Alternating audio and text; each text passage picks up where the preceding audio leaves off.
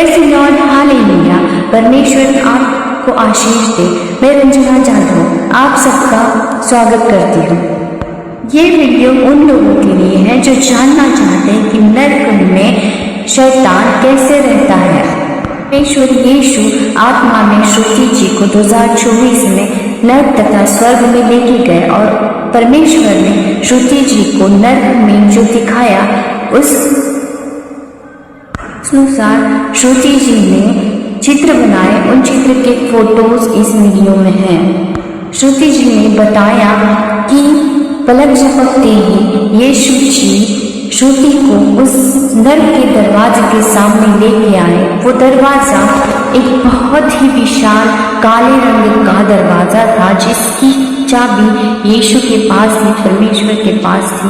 उसको खोलने का अधिकार सिर्फ और सिर्फ परमेश्वर यीशु को है।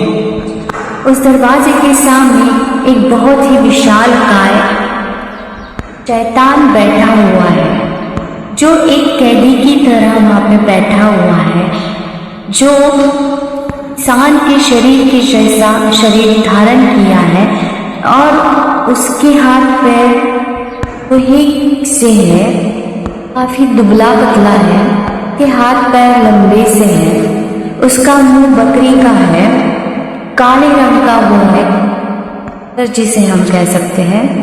उसको सींग है और उसका बायां हाथ और दायां पैर एक की बड़ी तीर से बांधा हुआ है। वो शैतान को नरक के दरवाजे से बांधा गया है।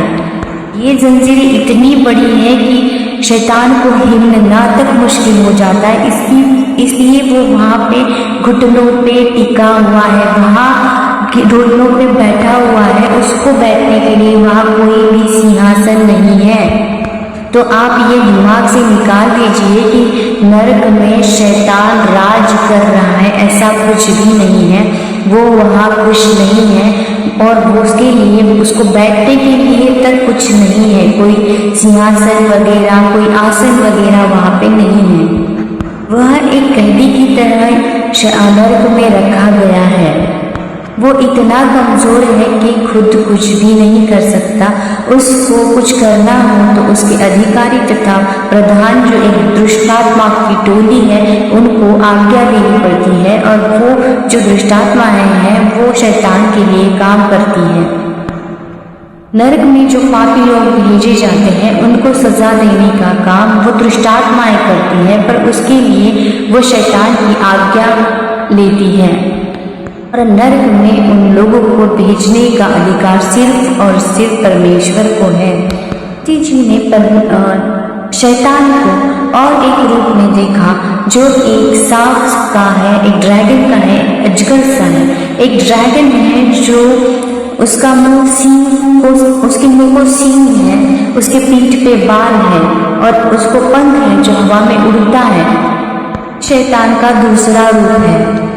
वहीं पे श्रुति जी ने देखा शैतान अपने आप से बाहर निकल नहीं पाता नरक की। उसके पैर जमे हुए हैं नरक में। वो अगर निकलना चाहे तो वो सिर्फ अपने शरीर को जो बंधा हुआ नहीं है उसको स्ट्रेच कर सकता है, लंबा सकता है और लंबा के वो एक रबड़ की तरह अपने को नरक या स्वर्ग, नरक के बाहर स्वर्ग की तरफ झांकता है, झांकने के लिए ले जा सकता है, पृथ्वी की तरफ झांकने के लिए ले जा सकता है। पर जब जब वो ये क्रिया करता है तब तक उसकी बेड़ियां टाइट हो जाती हैं और उन टाइटनेस से ब्लड निकलता है जो काले रंग का ब्लड है और वो दरवाजे पे गिरता है और वो दरवाजा और भी ज्यादा काला हो जाता है। इसलिए हलचल करना तक शैतान के लिए बहुत दर्दनाक है।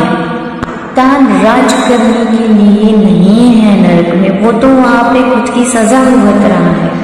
जब कुछ लोगों को, पापी लोगों को वहाँ पे भेजा जाता है, कुछ पापी लोगों को अग्नि में डाला जाता है जो लावा रस से वहाँ पे एक अथाह कुंड जैसा है, जो एक से बनी खाई है, उसमें जो आग ही आग है और उस आग में पापियों को डाला जाता है। कुछ लोगों को वहाँ पे काटा जाता है, उनके टुकड़े टुकड़े किए जाते हैं और वो टुकड़े सजा के तौर पर शैतान को खिलाए जाते हैं। ये बहुत ही दर्दनाक प्रक्रिया है। शैतान नहीं चाहता उन मांस को खाना, पर शैतान को जबरदस्ती परमेश्वर के कहने पे वो खिलाए जाते हैं सजा के तौर पर। जो उसने गुनाह किए हैं उस गुनाहों की सजा पल पल शैतान को नरक में मिलती है।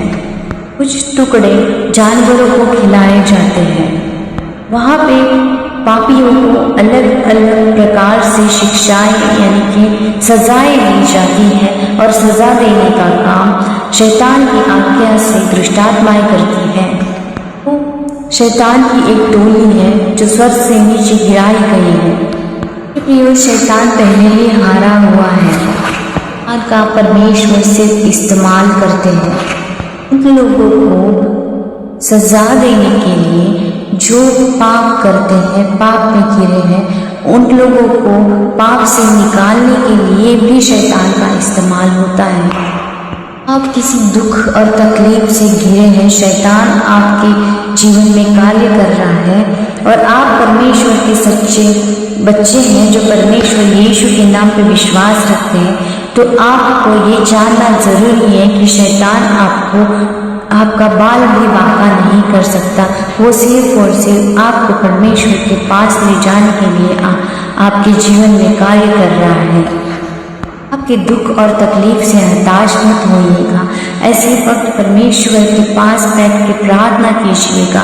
आप जितनी प्रार्थना करेंगे, आराधना करेंगे, बाइबल वचन पढ़ेंगे, उनको फॉलो करेंगे, उतने आप परमेश्वर के करीब जाते जाएंगे। और ऐसा पूरा वक्त जो शैतान आपके जीवन में लाया है वो इसीलिए लाता है कि आप परमेश्वर के करीब जाए और इस वक्त के लिए परमेश्वर का इस्तेमाल शैतान का इस्तेमाल परमेश्वर करते हैं।